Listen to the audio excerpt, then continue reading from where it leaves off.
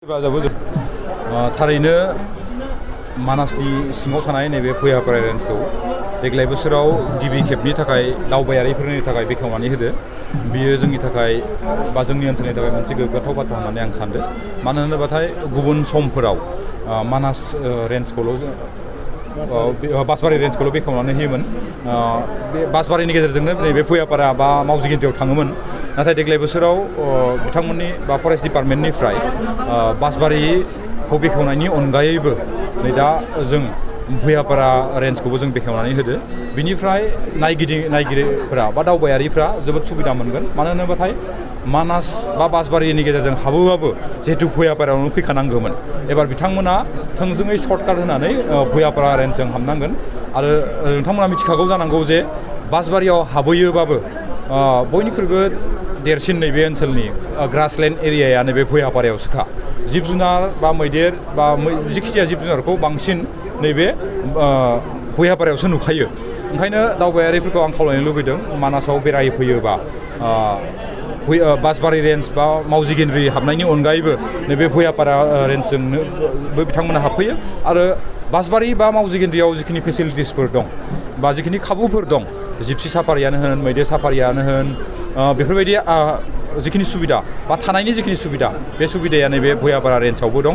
आं रायजो राजा बिथांमोनखौ बा दावबायारिफोरखौ खावलायनो लुबैदों जाहाथे नैबे भुयापारा रेन्जजों फैयोबाथाय दावबायफैयोबाथाय हाबनो बावनाङा।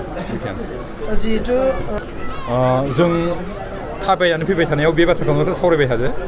सिगांनि गभर्नमेन्टनिफ्राय बारग' बिथांमोना बा गुबुन गुबुन जोंनि अपोजिसन पार्टिया गोबां लामा दालां बायदिसिना खालामदों होननानै ससियेल मिडियाफ्राव जों नुबाय थानो मोनो। नाथाय नोंथांमोना दिनै गावनो नुनो मोनबाय जे नैबे नेसनेल पार्कआव भुयापारा जे नेसनेल पार्क, बे नेसनेल पार्कआव सिम फैनाय लामाया गाज्रि अबस्थायाव दं।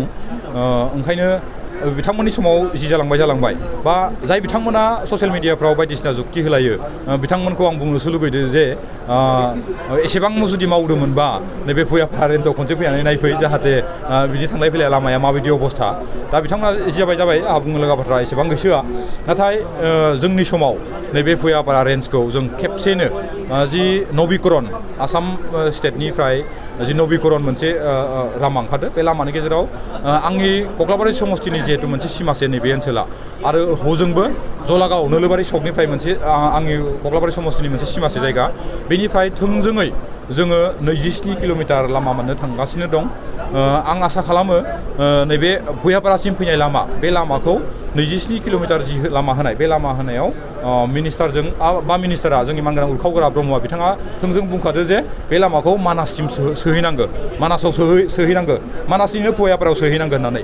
ओंखायनो आं आसा खालामो खम समनि गेजेराव नैबे लामाया नोलोबारि सकनिफ्राय भुयापारा नैबे रेन्जसिम फैगोन होननानै आं आसा खालामो। आरो खोब खम समनि गेजेराव जों बे लामाखौबो बेखेवखागोन। बे बेखेवबाथाय नोंथांमोना डिटेल्सखौ मोनगोन होननानै आं सानो। आरो खम समनि गेजेरावनो नैबे लामाया मोजां जागोन होननानै आं आसा खालामो।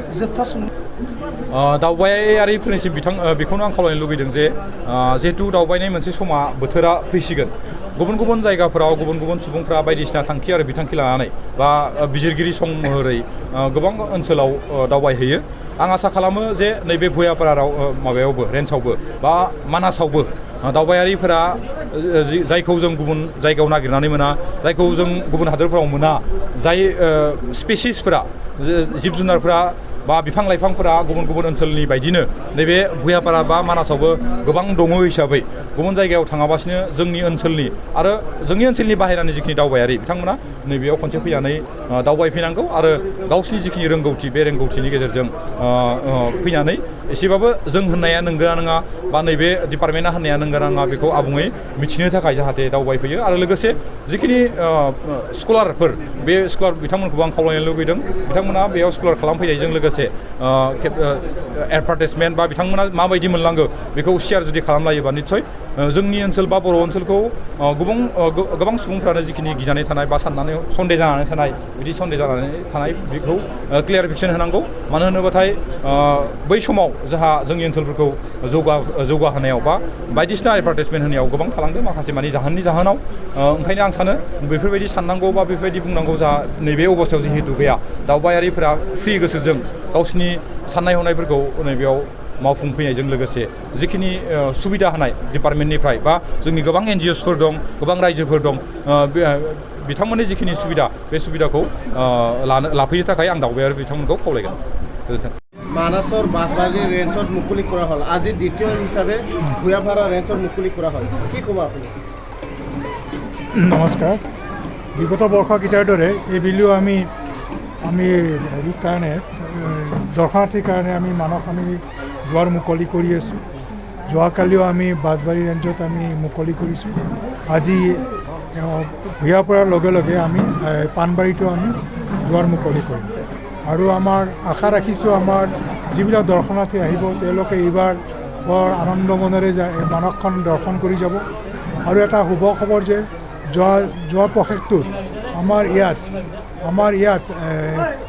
18টাকৈ আমি পিগমি হওক নল গাহৰি আমি ৰিলিজ কৰিছোঁ আৰু এইটো এটা আমাৰ ভাল সংবাদ আমাৰ কাৰণে আৰু যদি ভগৱানে যদি সেইকেইটা যদি আমাক বাচি ৰাখে ইয়াৰ পৰা বহুত আমাৰ তেওঁলোকৰ জনসংখ্যা বহুত বাঢ়ি যাব আৰু আশা ৰাখিছোঁ তেওঁলোকৰ জনসংখ্যা আৰু বাঢ়ক আৰু এনেকুৱাকৈ নতুন নতুন প্ৰজাতি য'ত মানসত আমাৰ পাবলৈ নাই সেইবিলাক আমি ইয়াত ৰিলিজ কৰাৰ কাৰণে এৰি দিয়াৰ কাৰণে আমাৰ পৰিকল্পনা চলি আছে আৰু ধন্যবাদ আপোনালোকেও আমাক সহায় কৰিব এই ক্ষেত্ৰত আমাৰ মিডিয়া পাৰ্চনবিলাকে সহায় কৰিব এইখিনিয়ে ক'ব ক'লৈকে ৰিলিজ কৰা হ'ল আজি কুমগুৰি তিনিৰ পৰা আমাৰ NCPC কেম্পাছলৈ আমাৰ এইটো ৰেলি কৰা হ'ল ছাত্ৰ ছাত্ৰীসকলক লৈ গাঁৱৰ ৰাইজক লৈ পেলাই আৰু আমাৰ MCLA ছাৰক লৈ পেলাই আমি এটা ৰেলি কৰিছোঁ এইটো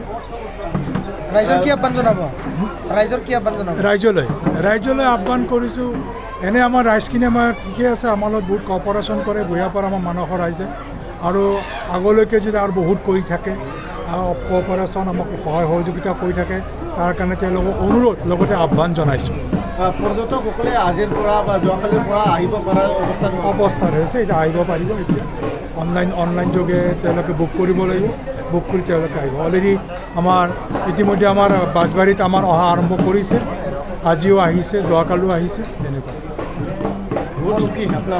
আমি আজি ইয়াত ভূঞাপাৰা আৰু আমাৰ পাণবাৰী বছৰৰ পৰা মানাছৰ পৰা কিমানমান ৰেভিনিউ বছৰ আমাৰ 1 crore ওপৰত আহিছে মই গোটেই সঠিকটো ক'ব নোৱাৰোঁ এইবাৰ যোৱা বছৰ ৰেকৰ্ডটো ব্ৰেক কৰিব এইবাৰ ব্ৰেক কৰিব